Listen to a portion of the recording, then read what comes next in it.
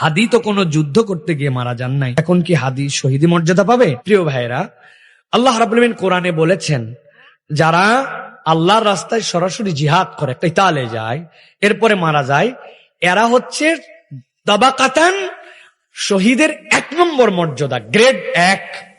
এটাই হচ্ছে প্রকৃত শহীদ, যেখান থেকে দরজা নির্ধারিত হয়। বিষয়টা যদি না বুঝে থাকেন তাহলে বলি, একজন বেতন পায় 50,000 টাকা, কিন্তু সে সচিব না, বেসরকারি কর্মকর্তা। তাকে একজন বলতেছে বেতনটা সচিবের র্যাঙ্কের। আসলে কি সে সচিব হয়ে গেছে?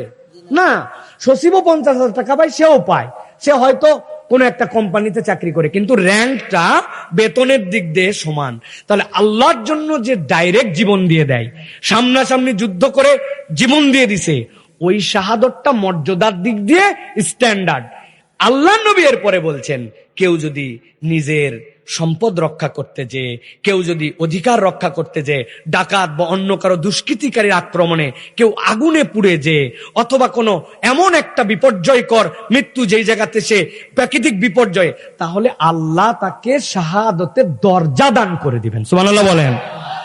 কিন্তু ওইটা আলাদা আর এইটা আলাদা। সেই হিসাবে বলবো, সে তো যুদ্ধ করতে যায় নাই, কিন্তু ইনসাফের পক্ষে ছিল, দ্বীনের পক্ষে ছিল, আল্লাহ রাসূলের পক্ষে ছিল, কোরআনকে পছন্দ করত, হাফেজে কোরআন ছিল, কোরআনের সিনার মধ্যে কোরআন ছিল।